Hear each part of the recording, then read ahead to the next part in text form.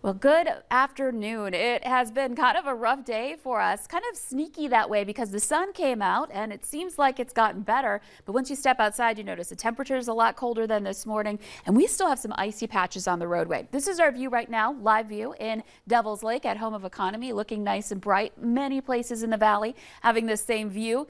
But if we take a look at the view on our DOT maps, it's going to look a little tough for you as well. Here's a look at Minnesota. We've had those issues with jackknife semis and slide offs. Well, here's a look at the latest. We've got some areas around Grand Forks where we have some snow covered roads, but I want to zoom in on that section of interstate where we've had a lot of trouble between Fargo, Fergus Falls. This area, again, now we do have traffic moving along, but that road in pink listed as completely covered in snow. So we're dealing with some drifting causing some of those additional slick spots, even as plows have been out and about trying to get things taken care of. Same thing back over toward Wahpeton along Highway 75, and then back over toward Detroit Lakes, Highway 34 here, and down toward Frazee and the Perham area. We also have some pink areas, so it's still not ideal.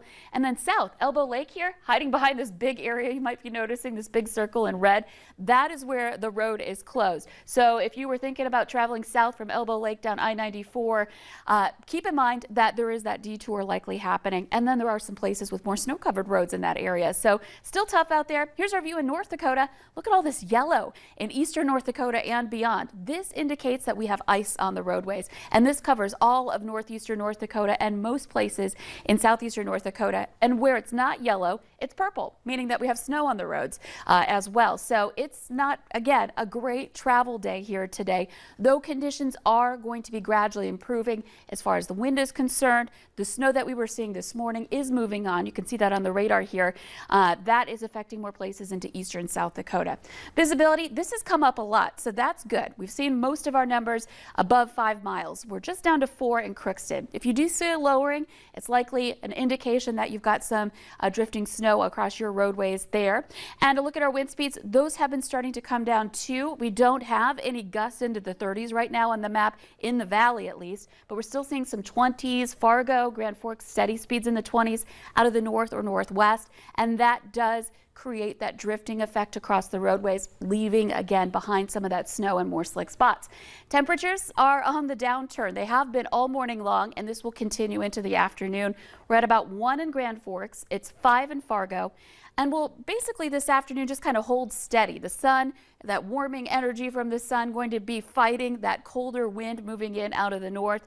And so we're kind of just in a stalemate this afternoon essentially. But we do have wind chills that are going to be hard for us again this afternoon. We're looking at some teens to some 20s below zero. So frigid one here yet again today. So here's our hour by hour planner. Again, I mentioned our temperatures just kind of holding here, heading in through the afternoon hours with mostly sunny skies, perhaps a couple of clouds developing.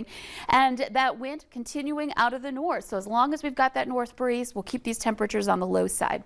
By 6 o'clock, the sun has gone down. We're losing any of that energy, and we're starting to see these temperatures slide below zero. It's going to be a cold late night. This is 10 o'clock, teens below. Some wind chills in pink here. Those are your wind chills in the 20s to 30s below. But look what happens overnight. We see that wind turn to a more southerly direction, and our temperatures actually start recovering. So this cool down will be short-lived. We're going to see those temperatures starting to go up, and it may actually be warmer when you wake up than when you go to bed tonight. Now, looking at your Friday, back up to 14 degrees. So we're seeing those temperatures on the rise, and this weekend looks great. I mean, we've got teens and 20s for highs. And I think we're going to keep those clippers at bay up to the north into Canada, and we'll be a little bit quieter this weekend, even into Monday. Yes, Lisa Green. Finally, I can say that we've got some decent weather coming our way. I feel like it took like a really long time to get to that forecast. I know it's been tough dealing with the conditions that just don't, these tough conditions that don't seem to be going away. We're dealing with it still this afternoon with those icy roads. So be careful if you're hitting the roads today, but just have that in mind that we've got some nicer weather ahead. I've heard the word Arctic way more this season than I've ever wanted to. Yeah, it's been a lot of cold blasts so far into January. We'll see what February holds. All right, thanks so much, Lisa.